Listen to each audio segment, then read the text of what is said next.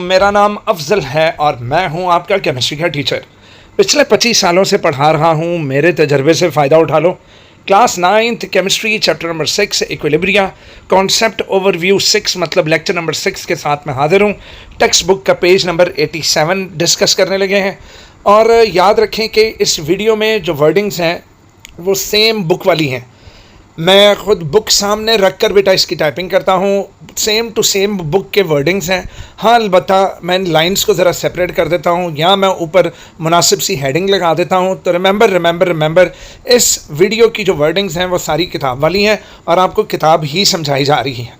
ठीक है, तो आप अपनी किताब सामने रखें और उस किताब पर हेडिंग्स लगाएं। ठीक है, और जो बच्चे ये कहते हैं कि सर हमें किताब नहीं, हमें आप वाले ही नोट्स चाहिए, तो वीडियो के डिस्क्रिप्शन में बेटा नोट्स दिए गए हैं। उस वहाँ से जाकर मेरे नोट्स कॉपी करके अपने पास पेस्ट कर लें और अपने नोट्स खुद बना लें। डन जी। तो ये अब यहाँ एक कड़ी चल रही है, यानी कि पिछली वीडियो में हमने एक टॉपिक शुरू किया था जिसका नाम था changing the physical conditions of a chemical reaction. पिछली वीडियो के पहले 7 या 8 मिनट में आपको ये बात समझाई गई थी कि जब रिवर्सिबल रिएक्शन में डायनामिक इक्विलिब्रियम अचीव हो जाता है तो अगर उस वक़्त आप उसकी फ़िज़िकल कंडीशंस छेड़ेंगे, अगर आप थोड़ी सी भी छेड़ा छारी करेंगे तो नतीजा क्या होगा, उसका डायनामिक इक्विलिब्रियम ख़त्म हो जाएगा। ठीक है जी। तो आज उसी की दूसरी कड़ी है।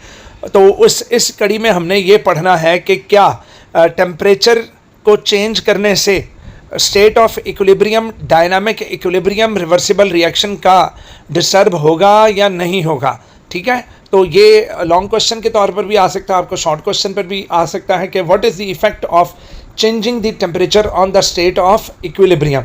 तो जनाब अगेन हम चलते हैं एग्जाम्पल के साथ। तो सबसे पहले ज़रा एग्जाम्पल को रिकॉल कर लें। पिछली वीडियो में भी हमने इसी एग्जाम्पल पर बात की थी और आज वाली वीडियो में भी हम इसी एग्जाम्पल को मद्देनज़र रखेंगे। Formation of ammonia that is N2 + 3 moles of hydrogen that is H2 produces 2 moles of ammonia. और फिर ये रिवर्सिबल रिएक्शन है कि एमोनिया वापस टूट जाता है नाइट्रोजन और हाइड्रोजन में सेम कंडीशंस पर। मेरा बेटा अगर मैं इसकी डेल्टा H की वैल्यू निकालूँ, पिछले चैप्टर में से आपको पता लग जाएगा कि delta H change in enthalpy कैसे निकालते हैं। चैप्टर नंबर 5 में निकालनी आप लोगों को सिखाई गई है। अगर बेटा मैं डेल्टा H की इसकी वैल्यू निकालूं तो वो निकलती है -92.4 किलो जॉल्स। अच्छा, माइनस जो है वो इंडिकेट कर रही है कि माइनस की वजह से ये इंडिकेशन है कि जनाब ये एक्सोथर्मिक रिएक्शन है और जब फॉरवर्ड रिएक्शन होता है तो इतनी हरारत खारिज होती है। ठीक है, जब नाइट्रोजन और हाइड्रोजन आपस में मिलकर एमोनिया बनाते हैं तो नतीजे में 92.4 किलो जॉल पर मोल जो हीट है वो खारिज होती है और इतनी ही हीट इसको चाहिए कि एमोनिया इतनी ही हीट एब्जॉर्ब करके तो वापस नाइट्रोजन और हाइड्रोजन में चली जाएगी। ठीक है, तो अब याद रखिएगा कि फॉरवर्ड रिएक्शन में जितनी हीट खारिज हुई है उतनी ही हीट अगर हम एमोनिया को वापस दें तो वो एमोनिया वापस टूट जाएगी किसमें, नाइट्रोजन और हाइड्रोजन। तो इस हीट को हमने खारिज नहीं होने देना, इस हीट को वापस दे देना किसको, एमोनिया को। तो भाईजान समझते आ गई होगी कि अगर आप टेम्परेचर में ऊंच नीच करेंगे तो नतीजा क्या होगा कि एमोनिया फिर वापस नहीं जाने वाली। अगर आपने खारिज हुई हुई हीट को निकाल लिया या अंदर टेम्परेचर की कोई चेंजेस कर दी तो फिर एमोनिया वापस नाइट्रोजन और हाइड्रोजन में नहीं जाने वाली। तो आइए पढ़ते हैं किताब में क्या लिखा है। कहता है if this reaction is at equilibrium and its temperature is increased. कहता है अगर ये इक्विलिब्रियम पर है और हम इसका टेम्परेचर बढ़ा देंगे तो state of the equilibrium will again be disturbed. Done, तो इक्विलिब्रियम की स्टेट इसमें डिस्टर्ब हो जाएगी अगेन। तो बढ़ाने या घटाना नहीं है आपने बस जो टेम्परेचर रखा हुआ उसी पर रहने देना है। The delta H of this reaction is negative. इस रिएक्शन की जो चेंज इन एंथैल्पी है वो नेगेटिव है।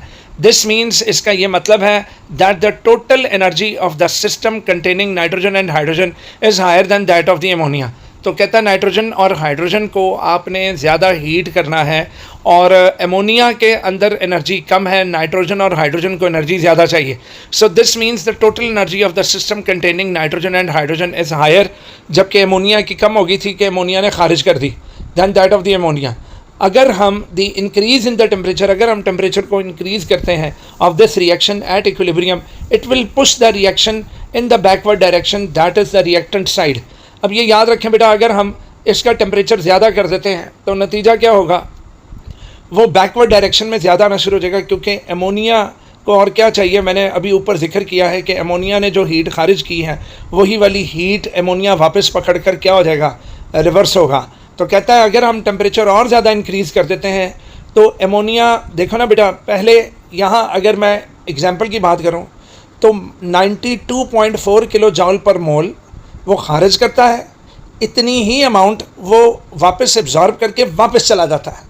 लेकिन अगर मैं इसका टेम्परेचर बढ़ा देता हूँ, यानी दूसरे लफ्ज़ों में अमोनिया जब बनती है तो -92.4 किलो जॉल पर मोल एनर्जी खारिज होती है, यही एनर्जी अमोनिया एब्जॉर्ब करके तो वापस चली जाती है। लेकिन अगर बेटा मैं टेम्परेचर में इजाफा कर दूंगा तो वो अमोनिया को तो हेल्प मिल गई ना मेरी तरफ से। देखा, मैंने टेम्परेचर इंक्रीज़ कर दिया ना, तो बनने वाली अमोनिया जो कि खुद कार थी, जो कि अपनी ही बनाई गई एनर्जी को खुद एब्जॉर्ब करके वापस चली जाती थी, तो अब तो मैं उसकी हेल्प कर रहा हूँ। फॉर एग्ज़ाम्पल एक बच्चा वो अपनी सैलरी लेता है, फॉर एग्ज़ाम्पल वो उसको 1 लाख रुपया सैलरी मिलती है और वो अपने कामकाज चला रहा है। अगर मैं उसकी सैलरी में मैं मज़ीद इजाफ़ा कर दूँ, मतलब मैं 1 लाख की जगह 2 लाख रुपये दे दूँ, तो नतीजा क्या होगा, वो ज़्यादा क्वांटिटी में ख़र्च करना शुरू कर देगा। समझ गए? तो मेरा पुत्र, the increase in temperature of this reaction, अगर मैं इस रिएक्शन में टेम्परेचर को बढ़ा देता हूँ इक्विलिब्रियम पर, तो वो ज़्यादा अमोनिया को पुश करेगा कि ज़्यादा सारे मॉलिक्यूल वापस किधर चले जाओ, नाइट्रोजन और हाइड्रोजन की तरफ चले जाओ, और अमोनिया फिर इस तरह कम मिकदार होती जाएगी।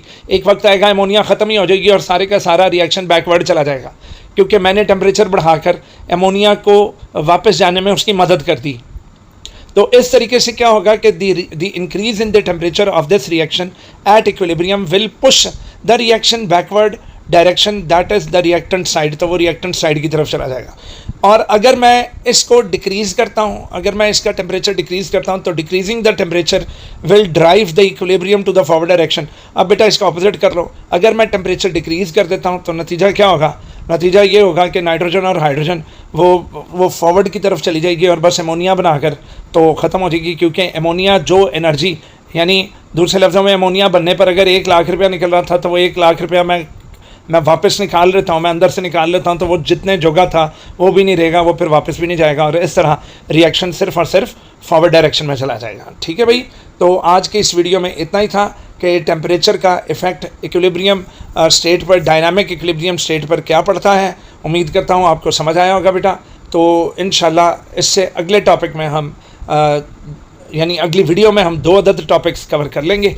इसके साथ ही अफजल को इजाज़त दीजिए। अल्लाह हाफ़िज़, अल्लाह की अमान में रहें।